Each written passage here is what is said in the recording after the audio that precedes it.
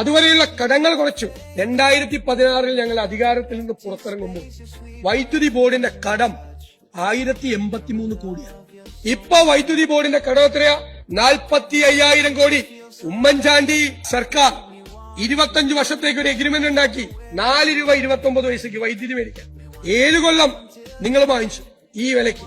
എന്നിട്ടൊരു സുപ്രഭാതത്തിൽ നിങ്ങൾ ആ വൈദ്യുതി കരാർ റദ്ദാക്കി. ഞാൻ പറഞ്ഞു 4 രൂപ 29 പൈസയ്ക്ക് വൈദ്യുതി മേടിച്ചത് അഴിമതിയാണെങ്കിൽ നിങ്ങളൊന്ന് കറക്റ്റ് ചെയ്യ്. 1 പൈസ കുറച്ച് നിങ്ങൾ വൈദ്യുതി മേടിച്ചാൽ മതി. നിങ്ങളിപ്പോ എത്ര പൈസയ്ക്കാണ് വൈദ്യുതി മേടിച്ചത്? 4 രൂപ 29 പൈസ ഒരു യൂണിറ്റിന് 25 വർഷത്തേക്ക് എഗ്രിമെന്റ് വെച്ചത് റദ്ദാക്കിയിട്ട് നിങ്ങൾ വാങ്ങിച്ചത് 8 രൂപ മുതൽ 14 രൂപ 30 പൈസയ്ക്ക് വരെ മേടിക്കുക. ഒരു ദിവസം 15 കോടി 20 കോടി ഈ വൈദ്യുതി ബോർഡ് നഷ്ടമുണ്ടാക്കുകയാണ്.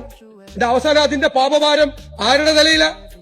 ജനങ്ങളുടെ തലയിൽ. നിങ്ങൾ ഇപ്രാവശ്യം കൂട്ടിയപ്പോ 2 പ്രാവശ്യത്തെ വൈദ്യുതി ചാർജ് ഒരുമിച്ചു. ഇപ്പോഴത്തെ കൂട്ടൽ കൊണ്ട് മാർച്ച് മുതൽ നിങ്ങൾ കൂട്ടി. അപ്പൊ ഒരു പ്രഖ്യാപനം വേണ്ട. മാർച്ച് മുതൽ ആളുകൾക്ക് ബില്ല് വരുമ്പോ അവരുടെ വൈദ്യുതി ചാർജ് കൂടി.